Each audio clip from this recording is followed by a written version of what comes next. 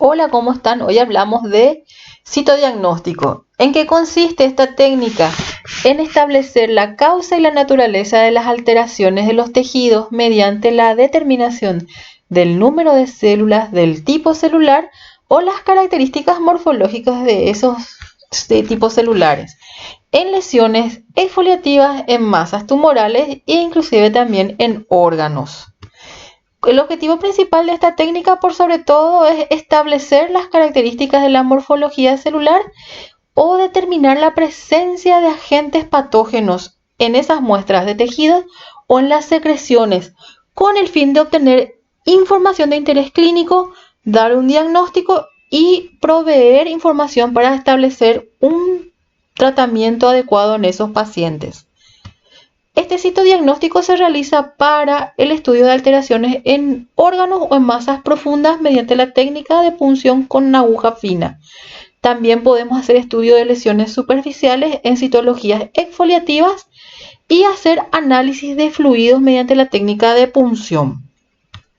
Las ventajas de la citología son las siguientes: son fáciles de realizar, mucho más seguras.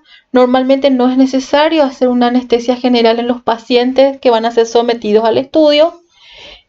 Son técnicas de colecta de muestras muy poco invasivas, de bajo costo, con mínimos equipos necesarios para completar toda la batería diagnóstica, y los resultados se emiten en un tiempo mucho menor en relación a otro tipo de estudios. También tiene sus limitaciones, por sobre todo está la representatividad de la muestra obtenida, en donde en algunos casos podemos obtener falsos negativos cuando estamos ante tumores poco exfoliativos. También podemos observar células poco diferenciadas, la posibilidad de tomar muestras con abundantes células necróticas. También hay displasias inflamatorias que nos otorgan diagnósticos falsos positivos de otro tipo de lesiones, y la presencia de artefactos que dificultan la identificación de los cambios morfológicos celulares. Como limitaciones, o podemos ver que desde el punto de vista técnico está el manejo inadecuado de la muestra, desde el momento de su toma hasta su manipulación antes de la observación microscópica, y la inexperiencia del observador, que debe tener un entrenamiento adecuado para reconocer los diferentes grados de alteraciones celulares que se pueden observar en los pacientes. La técnica de recogida va a depender mucho de la localización anatómica de la lesión, de las características de la lesión y del carácter del paciente por sobre todo. Entre las que vamos a citar hoy tenemos, de acuerdo al tipo y fluido, la técnica recomendada. Por ejemplo, para órganos, tumores y nódulos, la técnica recomendada es la punción aspiración con aguja fina. Para citologías exfoliativas en mucosas de fácil acceso, se puede realizar un hisopado con o sin raspado en el caso de que queramos hacer una citología vaginal. En mucosas que tienen difícil acceso, se pueden hacer lavados más aspiración en el caso de que queramos observar el tipo de celularidad en un lavado traqueobronquial. Y en lesiones sólidas, erosionadas o con ulceraciones se pueden realizar improntas o hisopados para reconocer la celularidad en esa lesión.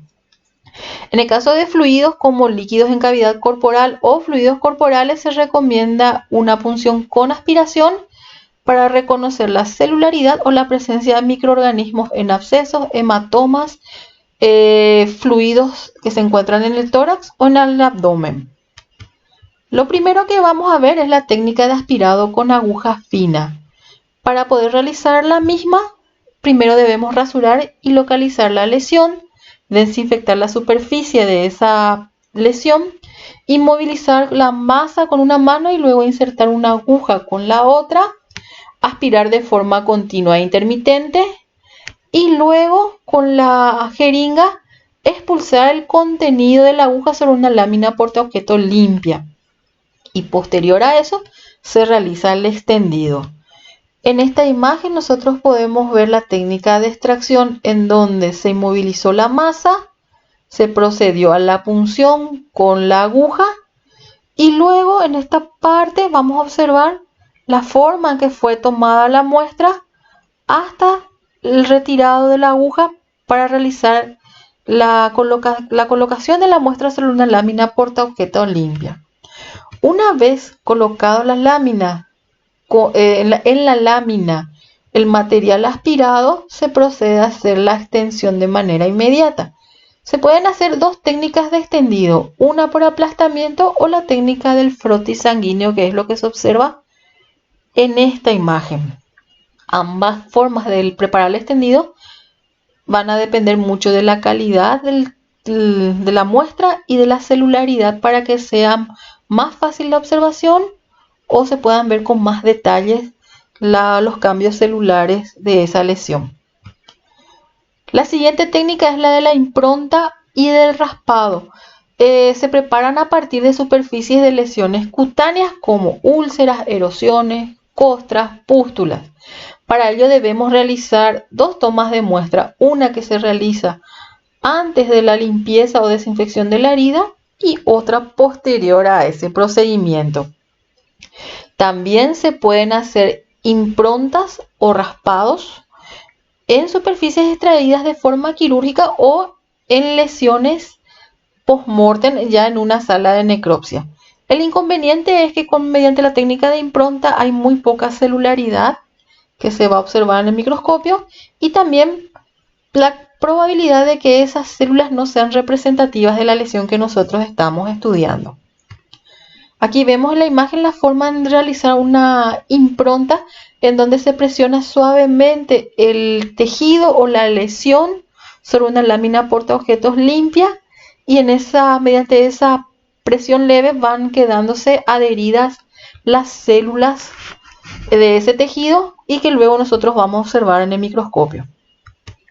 El raspado es la siguiente técnica que vamos a estudiar en donde se obtiene mayor celularidad con relación a una impronta.